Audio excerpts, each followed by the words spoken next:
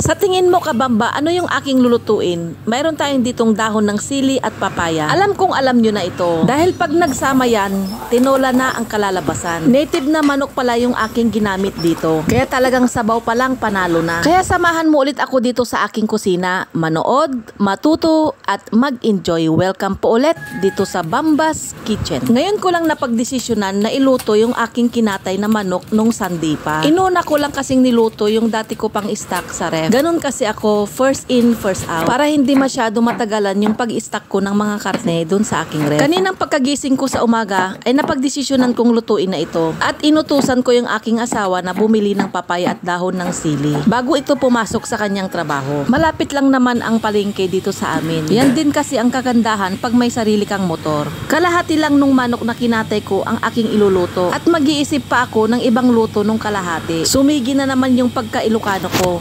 Tara, umpisa na nating magluto. Naglagay lang ako ng mantika dito sa aking kasirola at igigisa ko ang bawang. Ako lang ba kabamba na bawang lang ang ginagamit ko dito at luya? Pag nagluluto kasi ako ng tinola, hindi ako dito naglalagay ng sibuyas. Ewan ko ba, yun na yata yung nakasanayan ko. After ng paggigisa ko sa bawang at luya, isinunod ko naman yung karne ng manok.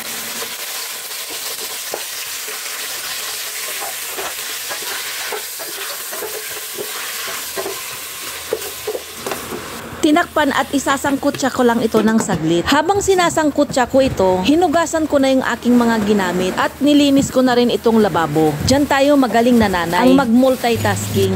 Dahil lagi tayong nasasayangan sa oras, kaya pinagsasabay-sabay na natin itong gawin. After ko namang masangkutsa yung karne ng manok, tinimplahan ko na ito ng patis at naglagay na rin ako dito ng paminta. Karamihan sa aming mga Ilocano, pag nagluluto kami ng tinola ay ginigisa namin ito sa bagoong. Pero ako ngayon patis lang yung aking ginamit. Dahil may ilalagay ako dito na sangkap na alam kong hindi ito babagay. Kaya patis na yung nilagay ko. Nilagay ko na rin pala dito yung dugo ng manok. Tsaka ko na ito nilagyan ng maraming tubig. Yung tamang pagpapalambot lang natin dito sa manok.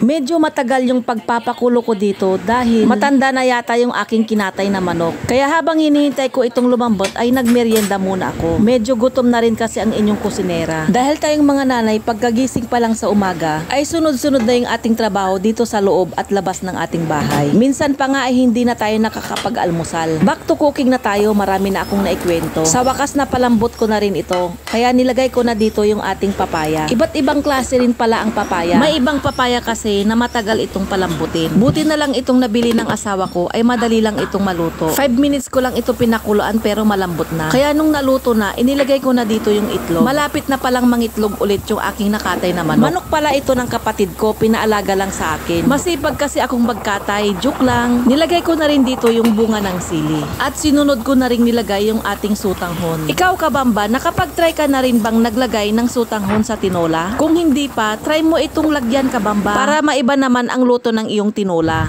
Kunti lang naman yung nilagay ko dito. Minsan din kasi kailangan din natin mag-explore ng mga iba't ibang lutuin. Madali lang naman lutuin yung sutanghon kaya nilagay ko na yung ating dahon ng sili. Itong dahon ng sili ang kukumpleto dito sa masarap nating tinola. Kung hindi naman available yung ating dahon ng sili, pwede naman dito yung dahon ng malunggay. Yan kabamba, kung nag-iisip ka na naman kung ano yung iluluto mo, magluto ka na rin ito. Sana nagustuhan mo ulit itong aking na-share na ulam ideas for the day. Hopes before tayo kakain, baka di ka pa nakapag-follow dito sa aking page. Pwedeng paki-follow and like naman po ang Bamba's Kitchen. Pakipusuan at paki-share na rin itong video na to. Yan kabamba, luto na yung ating native chicken tinola with sutanghon. Mapapa-extra rice ka talaga pag ganito kasarap ang ulam.